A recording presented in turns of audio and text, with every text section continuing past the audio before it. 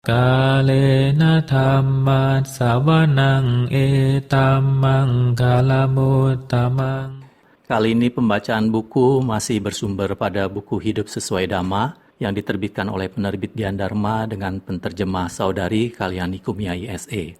Saya akan bacakan ceramah Venerable Achan Chah dengan judul meditasi. Ceramah ini pada buku Living Dhamma yang diterbitkan oleh Amaravati Buddhist Monastery England diberi judul Supports for Meditation atau pendukung-pendukung meditasi. Tapi di sini saya tetap memakai judul terjemahan dari penerbit Dian Dharma, yaitu meditasi, karena memang sebelumnya ada penerbit lain selain Amaravati yang hanya memberi judul meditation untuk ceramah ini. Jadi diterjemahkan hanya meditasi. Ceramah ini dibawakan oleh Ajahn Chah di Wihara Hampstead, London pada tahun 1977. Meditasi oleh Venerable Achan Chah. Saudara-saudara pencari kebajikan yang hadir di sini, dengarkanlah Dhamma dalam damai. Mendengarkan Dhamma dalam damai artinya mendengarkan dengan satu pikiran yang terpusat. Memperhatikan apa yang didengar untuk kemudian melepaskan. Mendengarkan Dhamma adalah salah satu berkah utama. Sambil mendengarkan Dhamma, kita mendorong diri untuk membuat tubuh dan pikiran berada dalam samadhi. Salah satu bentuk latihan Dhamma. Pada zaman Sang Buddha, orang mendengarkan Dhamma dengan penuh perhatian, dengan pikiran yang bercita-cita mencapai pengertian yang benar. Dan beberapa orang benar-benar mengerti Dhamma sewaktu mendengarkannya. Tempat ini sesuai untuk berlatih. Setelah tinggal di sini beberapa hari, saya dapat melihat betapa pentingnya tempat ini. Dari luar tempat ini tampak sudah tenang. Tinggal dalamnya, yaitu hati dan pikiranmu. Jadi saya minta kalian berusaha memperhatikan dengan sungguh-sungguh. Mengapa kalian berkumpul di sini untuk berlatih meditasi? Karena hati dan pikiran kalian tidak mengerti apa yang seharusnya dimengerti. Dengan kata lain, kalian tidak tahu benar-benar bagaimana sebenarnya sesuatu itu. Atau sesuatu itu sebenarnya apa? Kalian tidak tahu mana yang benar dan mana yang salah. Apa yang menyebabkan penderitaan dan yang menyebabkan keraguan. Pertama, marilah menenangkan diri. Tujuan kalian datang ke sini adalah untuk mengembangkan ketenangan dan pengendalian diri, karena hati dan pikiran kalian tidak tenang. Pikiran kalian tidak tenang, tidak terkontrol, terombang-ambing oleh keraguan dan keresahan. Inilah alasan mengapa kalian berada di sini dan sedang mendengarkan Dhamma saat ini. Saya ingin kalian memusatkan pikiran dan mendengarkan baik-baik apa yang saya katakan. Dan izinkanlah saya berbicara dengan terus terang, karena memang begitulah adanya saya. Mohon dimengerti bahwa meskipun saya berbicara dengan kesan memaksa, saya melakukannya berdasarkan niat baik. Saya mohon maaf jika saya mengatakan sesuatu yang menjengkelkan Anda. Karena ada Thailand dan Barat tidaklah sama. Sebenarnya berbicara keras bisa jadi baik, karena itu akan membantu menggugah orang yang mungkin mengantuk, atau melamun, atau membiarkan pikiran mengembara kemana-mana. Bukannya mendengarkan Dhamma, akibatnya mereka tidak pernah mengerti apapun. Meskipun tampaknya ada banyak cara untuk berlatih, namun sebenarnya hanya ada satu cara. Seperti halnya pohon yang berbuah, memang buahnya mungkin cepat dihasilkan dengan sistem cangkok.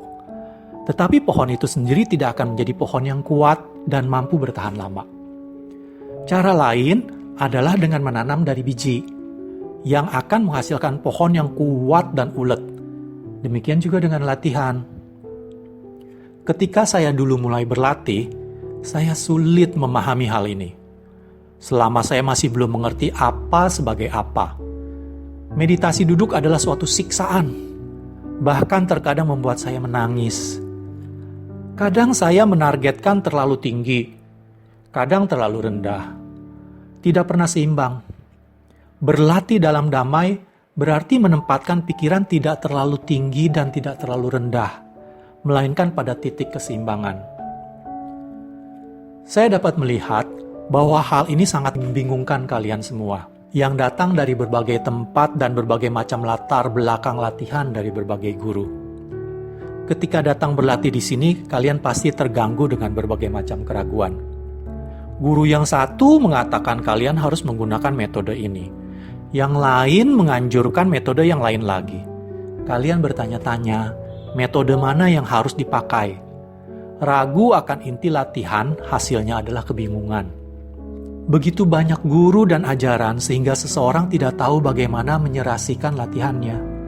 Sebagai hasilnya, ada banyak keraguan dan ketidakpastian.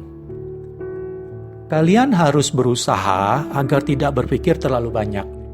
Jika kalian berpikir, lakukanlah dengan kesadaran. Tetapi yang terjadi selama ini, pemikiran kalian belum didasari kesadaran. Pertama, kalian harus menenangkan pikiran kalian dengan kesadaran dan tidak perlu lagi menanggapi bentuk-bentuk pikiran. Lalu kesadaran otomatis akan timbul. Dan ini kemudian akan menjadi kebijaksanaan atau panya. Tetapi pemikiran biasa bukanlah kebijaksanaan. Itu hanyalah pengembaraan pikiran yang tidak mempunyai kesadaran dan tujuan. Timbulnya keresahan tak lagi dapat dihindari. Ini bukanlah kebijaksanaan. Sampai tahap ini, kalian tidak lagi perlu berpikir. Kalian telah banyak berpikir di rumah, bukan? Berpikir hanya akan mengacaukan hatimu. Kalian harus menanamkan suatu kesadaran, pemikiran yang obsesif bahkan dapat membuatmu menangis. Tersesat dalam suatu jalan pikiran tidak akan membawamu menuju kebenaran. Hal ini bukanlah kebijaksanaan. Sang Buddha adalah seorang yang sangat bijaksana. Beliau telah belajar untuk mengendalikan pikiran. Dengan cara yang sama, kalian berada di sini untuk belajar mengendalikan pikiran dan mencapai suatu kedamaian. Jika kalian telah tenang, tidak perlu berpikir sehingga kebijaksanaan akan muncul. Untuk meditasi, kalian tidak perlu berpikir jauh. Cukup dengan tekad bahwa saat ini adalah saatnya melatih pikiran. Cuma itu saja. Jangan biarkan pikiran mengembara kemana-mana. Tugas kita satu-satunya saat ini adalah melatih kesadaran pada pernafasan. Pusatkanlah perhatianmu pada kepala dan gerakanlah menuju ke ujung kaki, kemudian kembali lagi menuju kepala. Jalankanlah kesadaranmu ke sekujur tubuhmu. Amatilah dengan kebijaksanaan.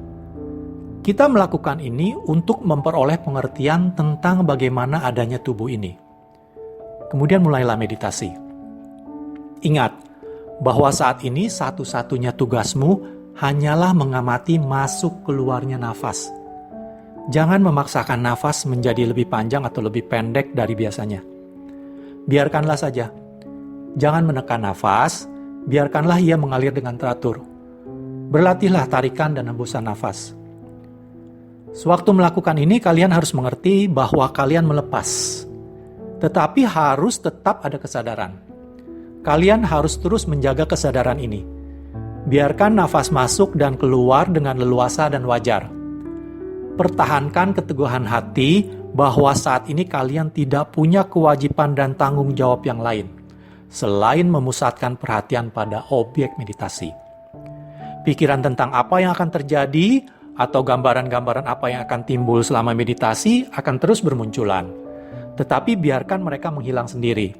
Jangan terpengaruh. Selama meditasi, kalian tidak perlu memperhatikan kesan indera. Kapan saja pikiran dipengaruhi oleh perasaan, kapan saja ada perasaan atau sensasi dalam pikiran, lepaskanlah. Apakah sensasi-sensasi itu baik atau buruk? Tidak penting. Tidak perlu membuat asumsi apapun dari sensasi-sensasi itu. Biarkanlah berlalu dan kembalikan perhatianmu pada pernafasan. Jagalah kesadaran pada pernafasan yang masuk dan keluar. Jangan menciptakan penderitaan dengan membuat nafas lebih panjang atau pendek. Amati saja tanpa mencoba mengatur atau menekannya dengan cara apapun. Dengan kata lain, jangan melekat. Biarkanlah pernafasan berjalan seperti apa adanya, dan pikiran pun akan menjadi tenang. Kemudian pikiran pun akan meletakkan segalanya dan beristirahat. Nafas menjadi lebih ringan dan terenergi. Yang tertinggal hanyalah mengetahui secara terpusat. Kalian dapat mengatakan bahwa pikiran telah berubah dan mencapai suatu keadaan tenang. Jika pikiran terganggu, tingkatkan kesadaran dan tarik nafas dalam-dalam sampai tidak ada rongga yang tersisa. Kemudian, hembuskanlah sampai tidak ada yang tersisa juga. Ikutilah ini dengan tarikan nafas yang dalam lagi. Kemudian hembuskan. Lakukan ini 2-3 kali. Kemudian susun kembali konsentrasi. Pikiran akan kembali tenang. Jika ada gangguan lagi, ulangi proses itu kembali. Sama halnya dengan meditasi jalan. Jika sewaktu berjalan muncul bentuk pikiran yang lain dan mengganggu, maka tenangkan pikiran. Pusatkan konsentrasi dan kemudian teruskan berjalan. Meditasi duduk dan berjalan pada intinya adalah sama. Perbedaannya hanya dalam postur fisik saja. Kadangkala ada keraguan. Jadi kalian harus mempunyai sati atau kesadaran. Mempunyai kesadaran jeli terus-menerus mengikuti dan mengawasi pikiran yang resah dalam bentuk apapun. Begitulah untuk mempunyai sati. Sati mengawasi dan menjaga pikiran.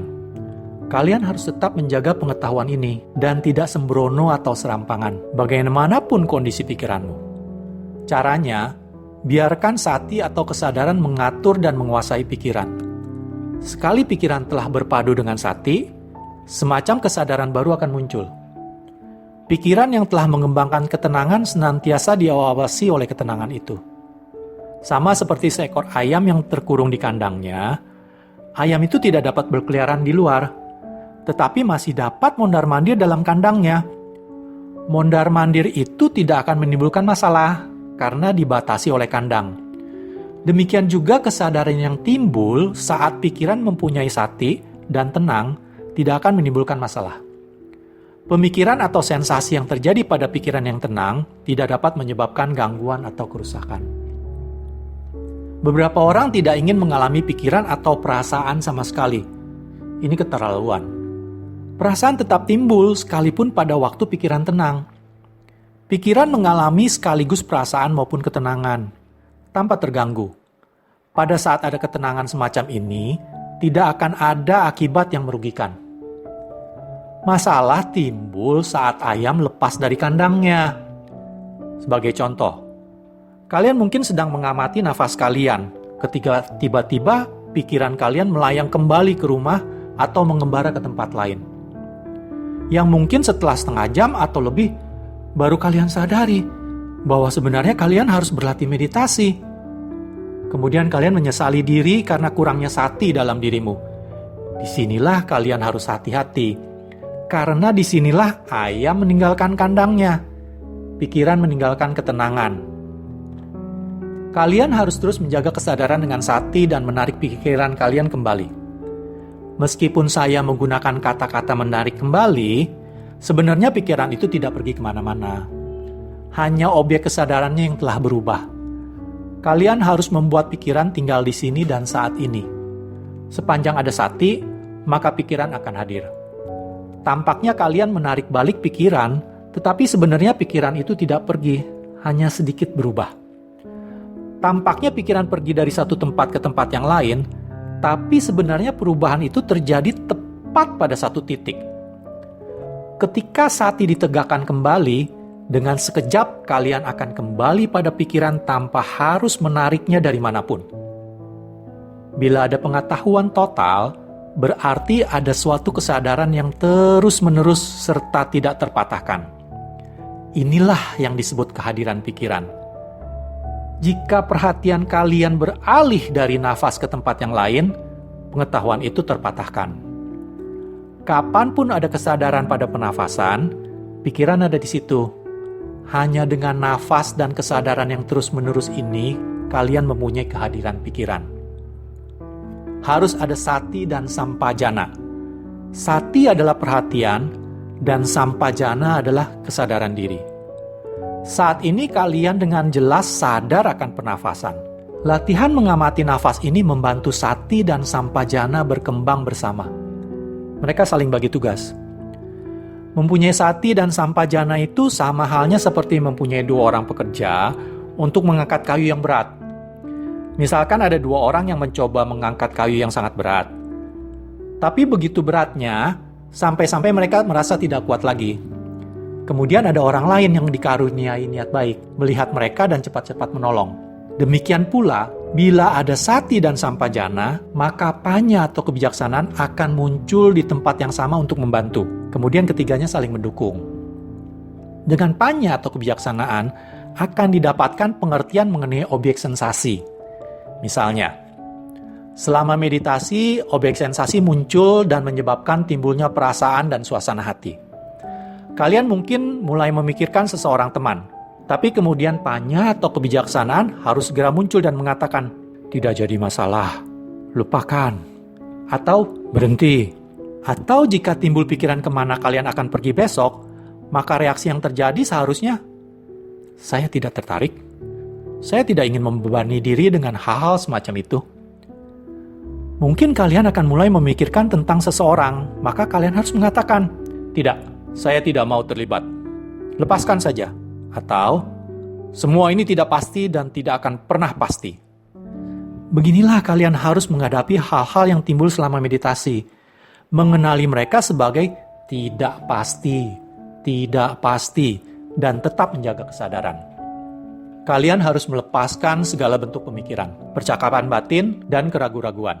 Jangan terperosok dalam hal-hal semacam ini selama meditasi. Pada akhirnya, yang tinggal dalam pikiran adalah bentuk termurni dari sati, sampajana, dan panya atau kebijaksanaan. Kapan saja ketiga hal ini melemah, keraguan akan muncul. Tetapi cobalah untuk segera meninggalkan segala macam keraguan itu. Sisakan saja sati, sampajana, dan panya. Cobalah untuk mengembangkan sati, sampai ia bisa tetap ada setiap waktu. Dengan begitu, kalian akan memahami sepenuhnya sati, sampajana, dan samadhi.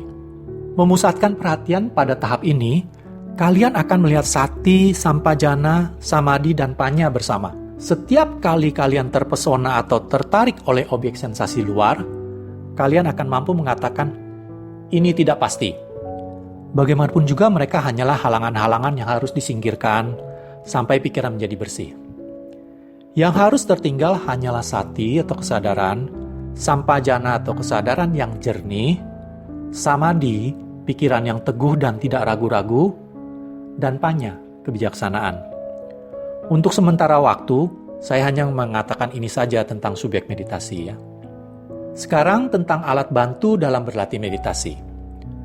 Harus ada metta atau cinta kasih dalam hatimu. Dengan kata lain, kualitas kebaikan hati, kemurahan hati, dan sifat suka membantu, ini semua harus dijaga sebagai fondasi bagi pemurnian mental. Misalnya, mulai menyingkirkan loba atau keserakahan. Ketika orang egois, mereka tidak bahagia. Keegoisan membawa rasa tidak tentram. Tetapi orang terus saja cenderung menjadi egois tanpa menyadari bagaimana pengaruhnya terhadap mereka. Kalian dapat mengalami hal ini kapan saja, khususnya saat kalian lapar. Misalkan, kalian mempunyai beberapa buah apel dan mempunyai kesempatan untuk membaginya dengan teman-teman. Kalian mempertimbangkannya sebentar. Dan memang niat untuk memberi sudah ada. Tetapi memberi apel yang lebih kecil. Memberikan yang besar, sayang. Sulit untuk berpikiran lurus. Kalian menyuruh mereka langsung saja mengambil, tapi kemudian kalian berkata, ambillah yang ini, dan memberi apel yang kecil. Ini adalah salah satu bentuk keegoisan yang jarang diperhatikan. Pernahkah kalian seperti ini? Kalian harus benar-benar melawan arus memberi semacam ini. Meskipun kalian benar-benar ingin memberikan apel yang kecil, kalian harus memaksa diri untuk memberikan yang besar. Tentu saja, setelah kalian memberikan apel yang besar, kalian akan merasa senang dalam hati. Melatih pikiran untuk melawan arus seperti ini membutuhkan disiplin. Kalian harus tahu bagaimana memberi dan bagaimana melepaskan. Tidak membiarkan keegoisan melekat. Segera setelah kalian belajar bagaimana memberi pada orang lain, pikiran kalian akan menjadi riang. Jika kalian masih belum tahu bagaimana memberi, jika masih ragu-ragu buah mana yang diberikan, maka bila kalian memaksakan diri dan meskipun kalian akhirnya memberikan apel yang lebih besar, akan tetap ada perasaan enggan. Tetapi segera setelah kalian dengan tegas memutuskan untuk memberikan yang lebih besar, masalahnya terselesaikan dan terlewatkan. Inilah melawan arus dengan cara yang benar. Dengan melakukan hal ini, kalian memenangkan penguasaan terhadap diri sendiri. Jika tidak dapat melakukan hal ini, kalian akan menjadi korban dan terus menjadi egois. Kita semua telah menjadi egois di masa lalu. Ini adalah kekotoran batin yang harus dihilangkan. Dalam bahasa Pali, kata memberi adalah dana, yang artinya membawa kebahagiaan pada orang lain. Ini adalah salah satu cara untuk membantu membersihkan pikiran dari kotoran batin. Renungkanlah hal ini, dan kembangkanlah dalam latihanmu. Kalian mungkin menganggap bahwa cara berpikir seperti ini melibatkan pemburuan diri sendiri. Tetapi sebenarnya tidak seperti itu. Sebenarnya ini adalah pemburuan terhadap kemelekatan dan kegelapan batin. Jika kegelapan itu timbul, kalian harus melakukan sesuatu untuk menggantinya. Kotoran batin sama halnya seperti kucing liar. Jika kalian memberinya makanan, ia akan terus datang. Tapi jika kalian berhenti memberinya makan, setelah beberapa hari mereka akan berhenti berdatangan. Sama halnya dengan kotoran batin. Dia tidak akan datang untuk mengganggu, sehingga pikiran kalian berada dalam damai. Jadi jangan takut menghadapi kotoran batin ini. Melainkan, buatlah kotoran batin itu takut padamu. Untuk membuat kotoran batin takut, kalian harus melihat Dhamma dalam pikiranmu sekarang juga. Di mana Dhamma muncul? Ia muncul bersama pengertian dan pengetahuan kita. Semua orang bisa dan mampu mengerti Dhamma. Ini bukanlah sesuatu yang harus bergantung di buku-buku. Kalian tidak harus belajar banyak untuk bisa melihatnya. Renungkanlah sekarang uraian yang tadi saudara dengar, maka kalian akan bisa melihat Dhamma. Semua dapat melihatnya karena ia berada dalam hati kita masing-masing. Semua mempunyai kegelapan batin, bukan? Jika kalian mampu melihatnya, kalian akan mengerti. Dahulu kalian melihat kotoran tersebut dan memanjakannya. Tetapi sekarang kalian harus mengenali kotoran batinmu dan tidak mengizinkannya datang dan mengganggumu lagi.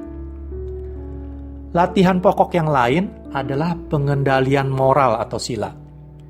Sila memperhatikan dan menjaga latihan sama seperti orang tua memperhatikan dan menjaga anaknya. Menjaga kontrol moral tidak hanya menghindari perbuatan mencelakai orang lain, melainkan juga membantu dan mendukung mereka. Paling tidak kalian harus menjaga 5 aturan, yaitu 1. Bukan hanya tidak membunuh atau dengan sengaja melukai orang lain, tetapi juga menyebarkan cinta kasih pada semua makhluk. 2. Jujur, mengendalikan diri agar tidak melanggar hak orang lain, atau dengan kata lain, tidak mencuri. 3. Mengetahui keseimbangan dalam hubungan seksual. Dalam kehidupan rumah tangga, ada struktur di dalamnya yang berdasarkan pada istri dan suami. Mengenali siapa suamimu dan siapa istrimu adalah mengenali keseimbangan. Mengetahui ikatan yang layak dalam aktivitas seksual. Beberapa orang tidak tahu batasannya.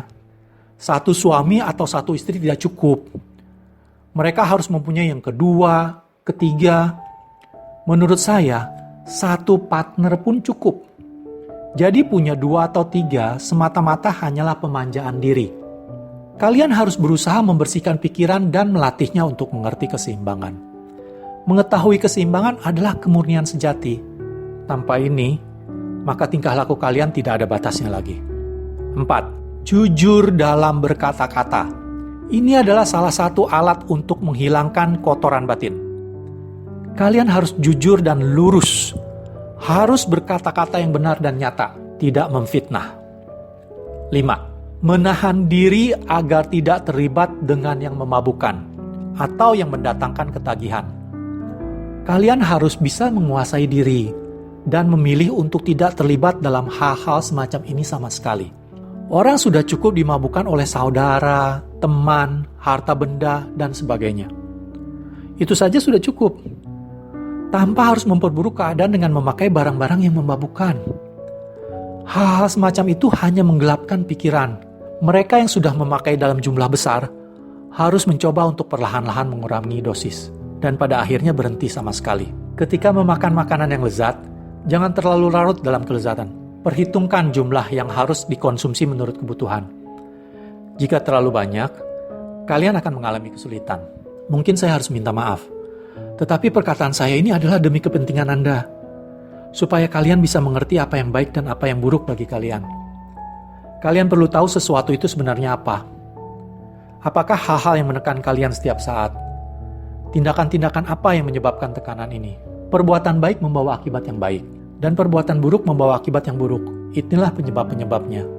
Setelah pengendalian diri menjadi murni, akan timbul kejujuran dan kebaikan terhadap orang lain. Kalian akan tentram dan terbebas dari kekhawatiran dan penyesalan. Tidak akan ada tindakan yang agresif dan mencelakakan, sehingga tidak akan ada penyesalan yang timbul. Ini adalah bentuk kebahagiaan. Hampir sama seperti keadaan surga. Nyaman. Kalian dapat makan dan tidur dengan nyaman yang timbul dari pengendalian diri. Inilah buahnya. Sedangkan penjaga pengendalian diri adalah penyebabnya. Inilah prinsip latihan Dhamma. Mengendalikan diri agar tidak melakukan perbuatan buruk, sehingga timbullah kebaikan. Jika pengendalian diri dijaga seperti ini, kejahatan akan hilang, dan niat baik akan timbul. Ini adalah hasil latihan yang benar. Tetapi bukan ini akhir ceritanya. Setelah orang mencapai sedikit kebahagiaan, mereka cenderung untuk tidak lagi memperhatikan dan tidak lagi berusaha untuk maju dalam latihan. Mereka terhanyut dalam kebahagiaan. Mereka tidak mau lagi maju. Mereka memilih kebahagiaan surga dalam tanda kutip. Memang nyaman, tetapi itu bukan pengertian yang sebenarnya. Kalian harus terus melakukan perenungan untuk menghindari dari khayalan. Teruslah merenungkan kerugian kebahagiaan ini. Semuanya hanya sementara. Bukan hal yang pasti. Tidak bertahan selamanya. Segera kalian akan terpisah darinya. Begitu kebahagiaan lenyap, penderitaan akan timbul, dan air mata mengalir lagi. Bahkan makhluk-makhluk surga pun akhirnya menangis dan menderita. Sang Buddha mengajarkan kita untuk melihat kerugian dari sisi kebahagiaan yang tak memuaskan. Biasanya ketika kebahagiaan semacam ini dialami, tidak ada pengertian yang benar. Kedamaian yang tahan lama tertutup oleh kebahagiaan semu semacam ini. Kebahagiaan yang semu bukanlah kedamaian yang pasti, melainkan hanya salah satu bentuk kotoran batin. Saringan dari kotoran batin yang kita lekati. Semua ingin bahagia. Kebahagiaan timbul karena rasa suka kita akan sesuatu. Segera setelah rasa suka itu hilang, penderitaan muncul. Kita harus merenungkan kebahagiaan tersebut untuk melihat ketidakpastian dan keterbatasannya. Begitu sesuatu berubah, penderitaan muncul. Penderitaan ini pun tidak pasti. Jangan berpikir bahwa itu tetap atau mutlak. Perenungan semacam ini disebut adinawakata. Perenungan tentang ketidakpuasan dan keterbatasan dunia yang terkondisi. Lebih baik merenungkan kembali daripada hanya menerima kebahagiaan begitu saja. Melihat bahwa sesuatu tidak pasti, kalian seharusnya tidak melekat erat-erat padanya. Kalian harus memegangnya, tetapi kemudian melepaskan. Melihat baik keuntungan maupun kerugian dari kebahagiaan. Untuk dapat bermeditasi dengan terampil, kalian harus melihat kerugian yang ada dalam kebahagiaan. Renungkanlah hal ini. Ketika kebahagiaan timbul, merenunglah sampai kerugiannya itu tampak jelas. Bila kalian melihat bahwa segalanya tidak sempurna, hati kalian akan mengerti tentang nekama kata, perenungan tentang pembebasan dari nafsu. Pikiran menjadi tidak tertarik dan mencari jalan keluar. Ketidaktertarikan ini timbul karena telah melihat sebagaimana adanya. Bagaimana rasa itu adanya, bagaimana cinta dan benci adanya. Tidak tertarik artinya kita tidak lagi mempunyai keinginan untuk melekat pada sesuatu. Ada penarikan diri dari kemelekatan. Pada suatu titik di mana kalian diam dengan nyaman, mengawasi dengan kestabilan yang bebas dari kemelekatan. Ini adalah kedamaian yang timbul dari latihan. Kalena dhamma savanang etamang kalamuttamang